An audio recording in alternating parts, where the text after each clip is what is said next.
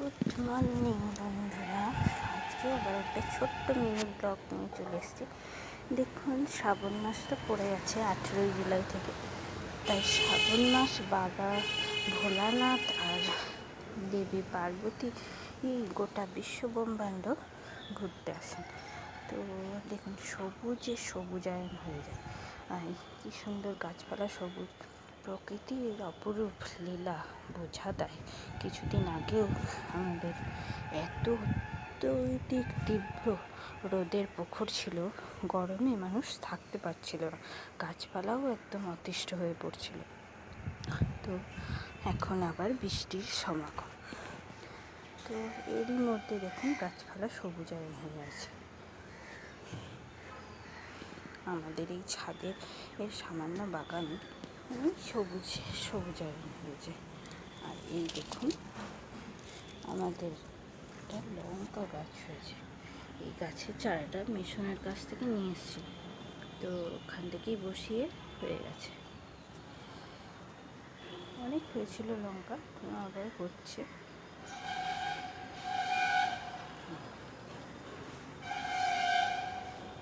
আরও একটা গাছ হয়েছে। আর একটা জিনিস আপনাকে দেখাই বন্ধুরা, 5ই আগস্ট 9ই আগস্ট ঝুলন যাত্রা এবং রাখি পূর্ণিমা।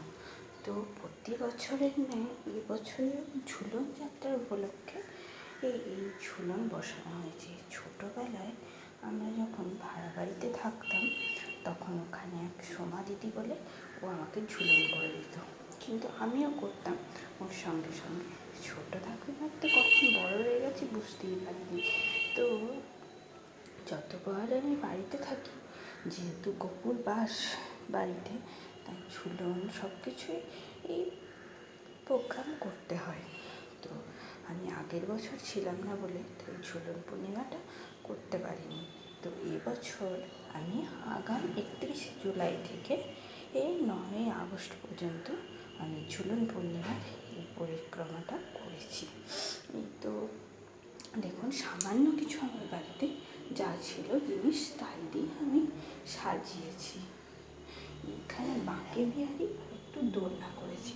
বাড়িরই সব কিছু জিনিস দিয়ে আমি সামান্য জিনিস দিয়ে আমি তৈরি করেছি এসব জিনিস। তো ফুল দিয়ে সাজিয়েছি। আর বাঁকে বিহারির কথা বলতে গেলে স্বয়ং বৃন্দাবনে থাকেন। তো বাঁকে বিহারিকে বড়দি যখন বেড়াতে গিয়েছিল, তখন বাঁকে বিহারিকে